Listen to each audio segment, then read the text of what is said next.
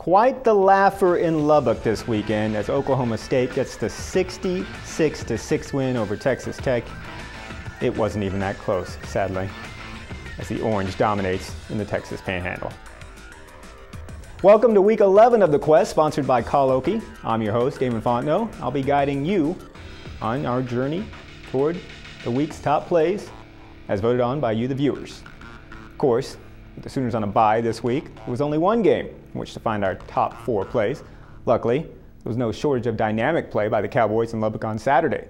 So let's get started with play number 4. This week it's called Cooper Corrals It.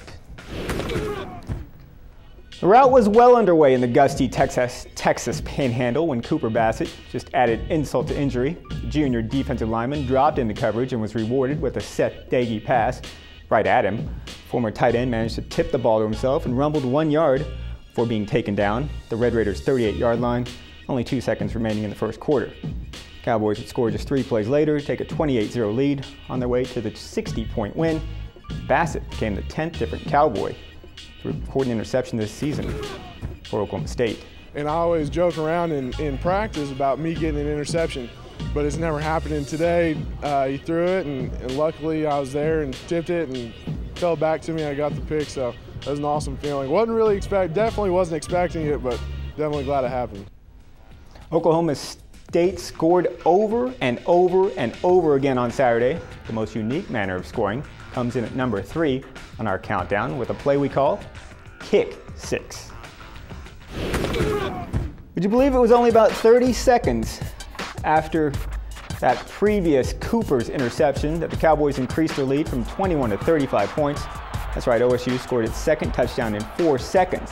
Quinn Sharp kicked the ball off. Tech's Ben McCroy decided to return it, but forgot to bring the ball. First he can't grab it, then he can't find it, then Lindell Johnson falls on it, can't contain it. Finally, Josh Stewart puts his receiver hands to good use, apprehends the loose ball for a touchdown. Great day for the freshman, who also caught a 66-yard pass for a score. Folks take a 35-0 lead. Almost three full quarters into play. Natives were restless in Lubbock, to say the least, as Texas Tech got annihilated in its home finale. The quest to find the week's top play continues now with the week's runner-up. Usually the top 2 plays include 1 play from the Sooners and 1 from the Cowboys. 2 battle it out for Bedlam supremacy, of course. With the Sooners on the sideline this week, voting was quiet, and the Pokes battled it out amongst themselves. So at number 2 for the week, according to those who bleed orange, is a play we call Justin's Juke. Game was well out of hand 3.5 minutes into the 3rd quarter when future first-round draft pick Justin Blackmon took the pass from Brandon Weeden and then made the sick little juke move, leaving 2 defenders in his wake. Sure, they were already looking a little sketchy, having given up almost 50 points in 1 half, but safety DJ Johnson has Blackmon dead to rights on this play until he doesn't, and then Blackmon bounces away for a 48-yard touchdown jaunt. OSU goes up by 50. Blackmon had 6 catches for 103 yards and 2 scores. Brandon Weeden, of course, propelled himself into the Heisman conversation by completing 31 of 37 passes for 423 yards and 5 touchdowns on a windy afternoon in Lubbock.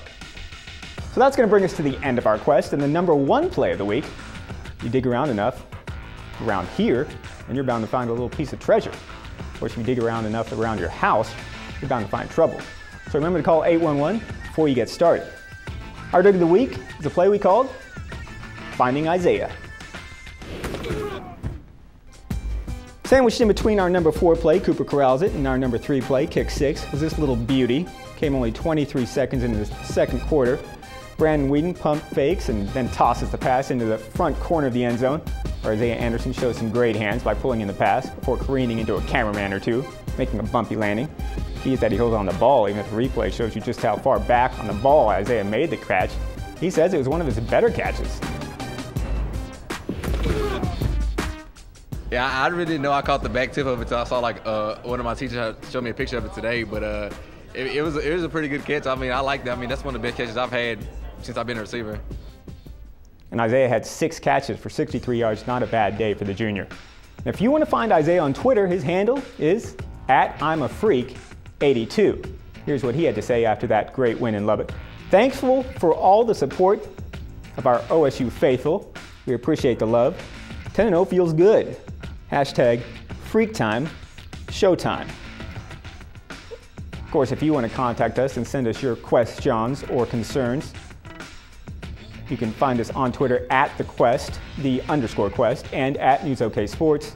Of course, on Facebook, that's News OK Sports Facebook page. Next week's schedule, there will be 2 games for the Oklahoma teams again, not just one, as number 2 OSU plays Friday night at Iowa State in Ames, Iowa. Still, I have to say, that's still a dangerous game. You never know, but we've said it every week. Number 5, OU, heads down to Baylor, 7 o'clock on Saturday night.